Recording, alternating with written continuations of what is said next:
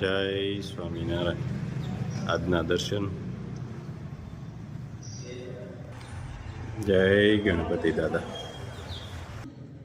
જય કાષ્ટભંજન દેવ. જય સ્વામિનારાયણ. આ જગતમાં પાછું વળવાની વાત અને ભગવાનમાં જોડવાની વાત સાચા સંતો જ કરે છે. જય સ્વામિનારાયણ.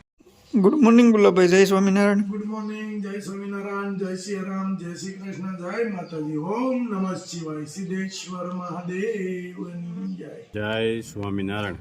માણાવદર શ્રીજી મહારાજ સ્નાન કરતા તે પ્રસાદીનો ગંગાજળિયો કૂવો, પછી આ પ્રસાદીની બધી વસ્તુઓ છે મહારાજની, જે ઘંટલો છે, પછી પટારો છે, કબાટ, પછી ઢોલિયા છે.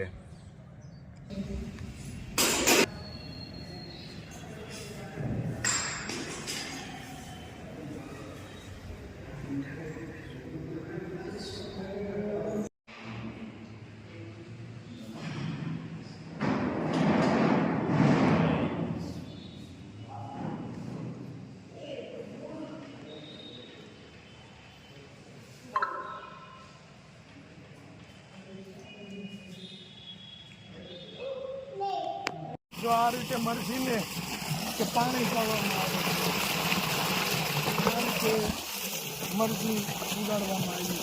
પણ મરઘી એટલે એક નંબર. અને બધું આપણે કહીએ ને કે ગાય આધારિત ખેતીથી ન જ થાય છે, આમ થતું જ નથી.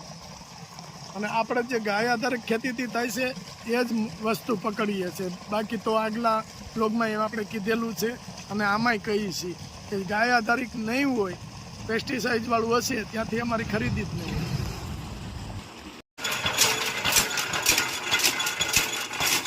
મરચું ખાંડવાનું આપણું મશીન છે અને આ રીતે મરચું ખંડાય એમાં. જે કે આપણે પહેલાં મશીનની અંદર પાવડર કરે, પાવડરમાં અમુક એના જે તત્વો હોય એ અમુક ટકા નાશ પામે. અને આની અંદર જે ખંડાતું હોય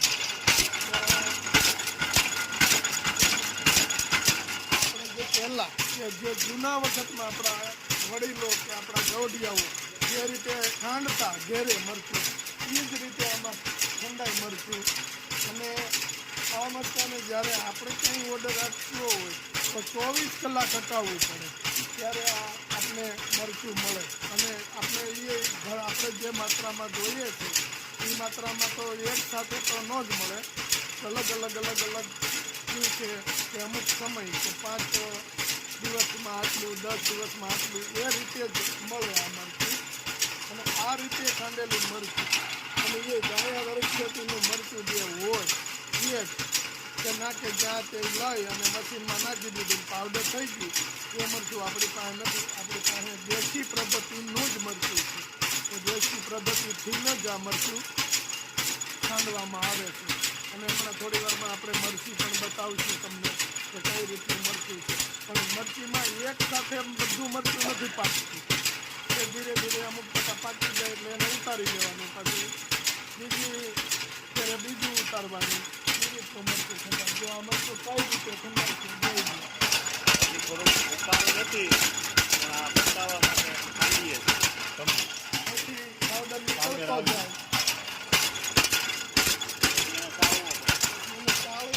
અને પાછું એમાં નાખતું જવું પડે. કયું મરચાંનું કામ કરે. જો આપણું આ સૂકેલું મરચું હજી સૂકવવાનું ઘણું બાકી છે, હજી એમાં ઘાર છે. અને જો આ વસ્તુ કે આ ખરાબ વસ્તુ છે એ જો આ વીણાતી જાય છે અલગ, સોલ્ટ થતું જાય એનું.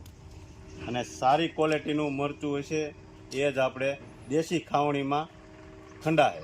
અને એ આપણે ખાવણી બતાવશું.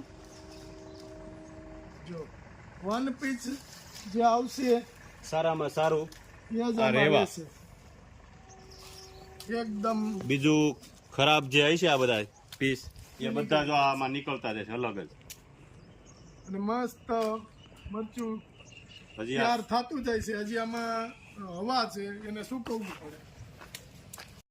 જો આ આપણી ગાય આધારિત ખેતીની મરચી, અને આની પાકી તમારે ખાતરી કરવી હોય તો આ એનું નિશાન છે કે આમાં જો રાસાયણિક દવા છાંટી હોય ને તો આ ખડ ન હોય ક્યાંય. બીજું ઘાસ ના ઉગે. અને આમાં જો લાગટ ઠેક સુધી છે.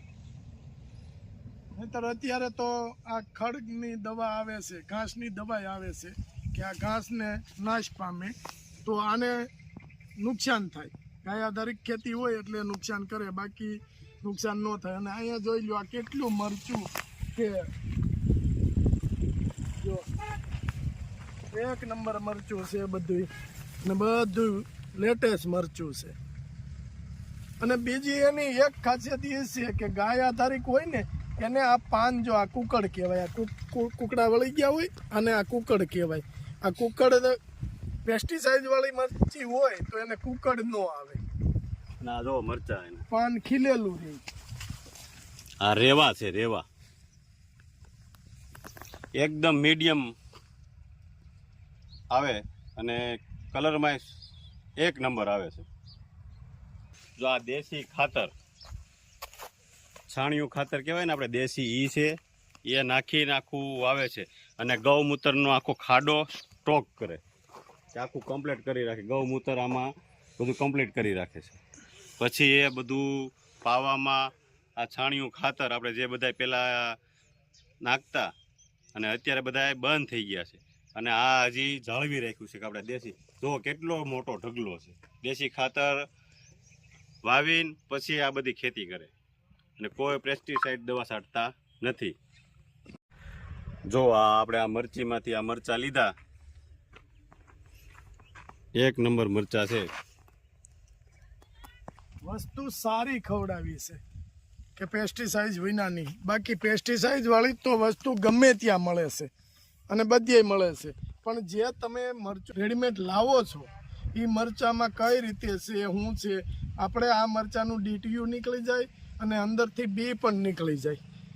ઓનલી ફોર મરચું જ દળાય, ખંડાય કે આપણે દેશી ખાંડિયામાં ખાંડી અને આપવાનું છે. એટલે લેટેસ્ટ મરચું દાદા અત્યારે કહે છે કે થોડાક લેતા જાઓ ઘર માટે.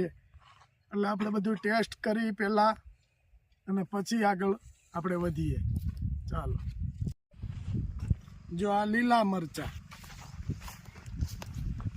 આવું મરચું હોય અને આટલું બધું નરવું મરચું હોય એટલે એને પાકવામાં એ બહુ સારી રીતે જ પાકે કે આના નુકસાની ઓછી હોય, હળો ના હોય એવું. પણ હળો તો મરચીમાં લગભગ હોય જ નહીં, કુકડ ને એવું બધું આવી જાય એટલે મરચું વાંકું વળી જાય. ને આ મરચા જુઓ તમે એકદમ સીધા,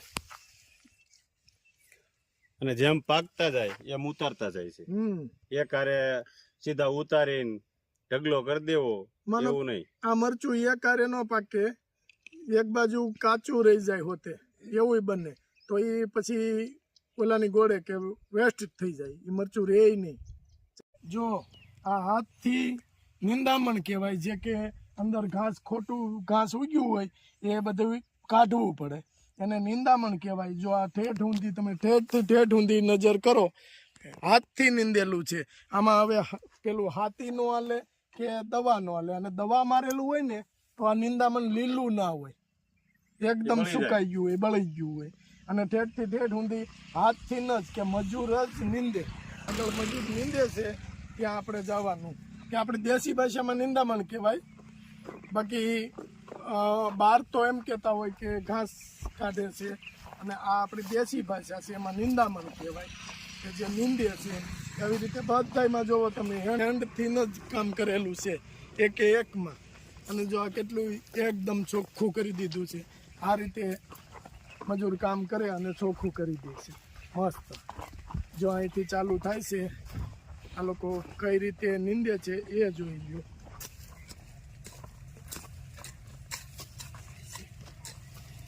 જો આ રીતે ઘાસ કાઢવું પડે, ઘાસ કાઢી અને એક બાજુ રાખી દેવાનું એટલે એની જાતે એ સુકાઈ જાય. આ લોકોને મજૂરી, હે ભાઈ આ નીંદવાની કેટલી મજૂરી છે તમારે? 350 રૂપિયા એક દાડાના, 350 રૂપિયા રોજ છે. તોય ફાર્મરને કરાવવું પડે, કારણ કે આ વસ્તુ. અને જો પેસ્ટિસાઇડ કે ખડની દવા છાંટે તો ફાર્મરને 100 રૂપિયામાં પતી જાય. 100 રૂપિયામાં તો એ આખું ખેતર સાફ થઈ જાય પેસ્ટિસાઇડ છાંટે તો. કારણ કે આની ઉપર પેસ્ટિસાઇડનો ફુવારો આવે એટલે આનો નાશ જ થાય સીધો. અને આ લોકોને એક દિવસના 350 રૂપિયા મજૂરી ચૂકવે છે. આ ગાય આધારિત ખેતી કરે એટલો આ લોકોને મજૂરી મળી રહી છે. મજૂરી કામ મળી રહી છે.